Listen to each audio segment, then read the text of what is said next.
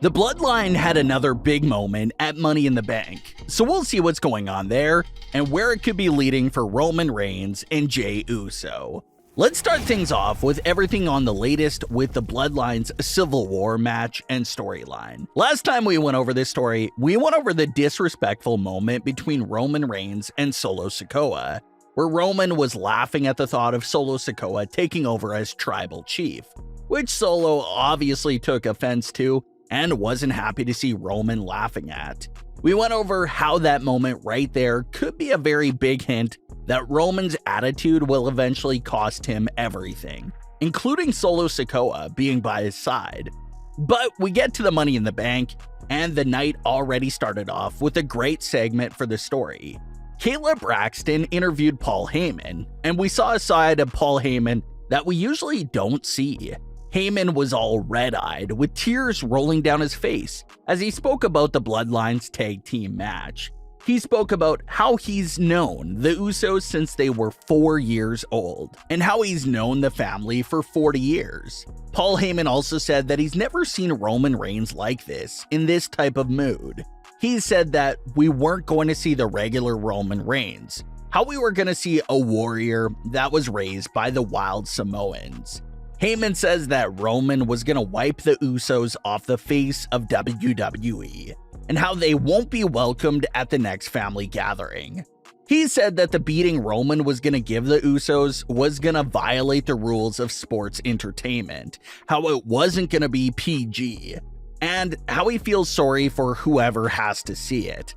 But Paul Heyman ends this interview with a very intriguing line. He says that there's nothing he can do to stop it. So that's very interesting, and it makes you wonder if Paul Heyman is feeling a bit conflicted about the Bloodline split himself. Like he said, he's known the family forever, and known the Usos for basically their entire lives. So, is there a part of Paul Heyman that actually doesn't want to see this civil war go down, and wishes that everything was still all peaceful? It's a question we gotta ask, especially after this interview where it seems like Paul Heyman himself was so torn with everything that's happening. And again, it's Heyman's opening and closing lines that are quite scary. He opened the interview by saying that he's never seen Roman like this, and then closed it by basically saying that he can't stop him or control him anymore. So this could be some massive foreshadowing for where the mental state of Roman's character could be going next, as it's clear to see Roman's mental stability has been declining more and more over the last few years. And it's something we definitely mentioned before, but the longer Roman's title reign goes on for, the longer he appears to be more insane and mad with power. So with each day that goes by, Roman basically is becoming more and more unreliable and just uncontrollable. A lot of fans keep comparing it to the Mad King from Game of Thrones. And as the story continues to unfold, we can definitely see the similarities. The Mad King had it all. He was king, he was sitting on top of everything. But as time went on, he started to become mad with power, started making insanely irrational decisions, and had to eventually be put down by one of his own men to finally put the chaos to rest. And as Roman's story goes on, the more and more his story does appear to resemble the Mad King's story. But that appears to be what has Paul Heyman so emotional. Roman is entering a state that appears to be uncontrollable, and Heyman doesn't know what to do about it. In 2020, Paul Heyman could have talked Roman Reigns out of doing pretty much anything, but now in 2023, it looks like Heyman has no control over Roman, and is even fearful of where this is going to go to next. But then we get to the Bloodline Civil War tag team match, and it lived up to everyone's expectations. There were several false finishes that had everyone fooled. You had the stacked pin from Roman to the Usos, where they both kicked out at the last second. Then you had Jey's 10-count pinfall on Roman Reigns, while the referee was down. And then you finally had the actual finish that saw Roman Reigns getting pinned by Jey Uso to officially give the Usos the win. This was such a huge moment because Roman Reigns had not taken a pin since December 2019, exactly 1,294 days since he was last pinned. And with his pin, there's some fans that believe that Roman could be seen whispering "I love you" to Jey Uso during that pin, and how Jey acknowledges it by squeezing Roman's arm. Some fans claim that they saw it, some fans say it's a bit unclear, but that's what's going around. But it was an explosive moment that the crowd went nuts for. Obviously, the weight of the moment wouldn't have been as big if Solo Sikoa ate the pin. Sure, Solo getting pinned still wouldn't have counted as the Usos getting the win, but the moment was even larger due to the fact that it was Roman Reigns who got pinned.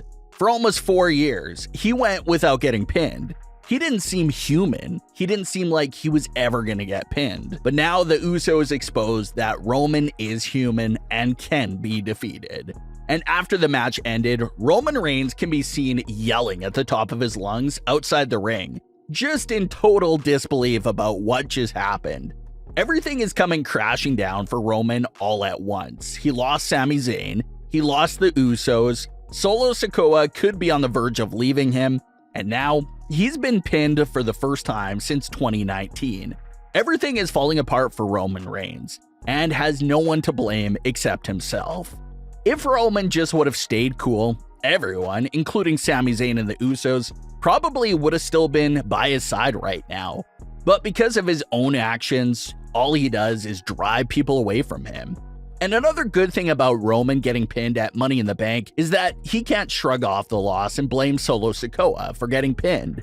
It was Roman who got pinned and lost the match. So Solo Sikoa has no fault here. As far as what's next and early SummerSlam predictions, it looks like WWE could be going in the direction of Roman Reigns versus Jey Uso at SummerSlam. The closing moments of their Money in the Bank match appear to perfectly set up that match. Jey Uso was the one who pinned Roman Reigns and ended that long streak.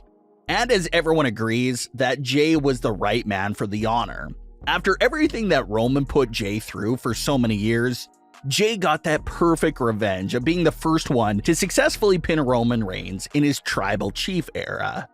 And we can only expect Roman Reigns to absolutely lose his mind and go even more crazier than ever now that he officially lost.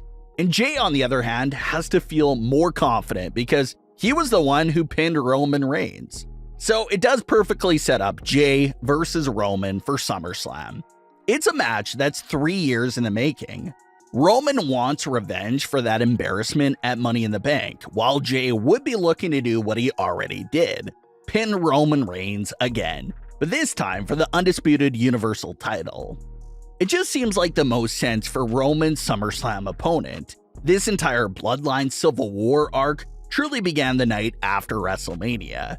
So this has been Roman's main story for the last 4 months, so it only makes sense for it to be topped off with that big showdown with Jey Uso. Roman facing anyone else at SummerSlam would feel a bit out of place and random.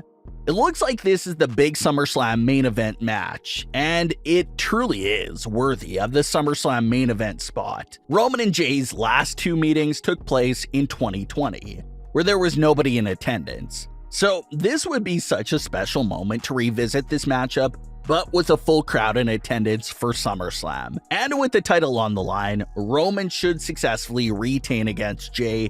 But the interesting thing to wonder about is, how exactly will Roman retain it? Does he beat Jey Uso straight up?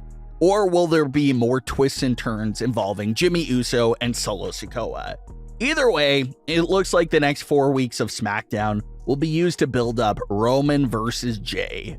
But what are your thoughts on today's stories? Leave your comments below. Don't forget to subscribe with all notifications on, and leave a like if you enjoyed. Thanks for watching, guys.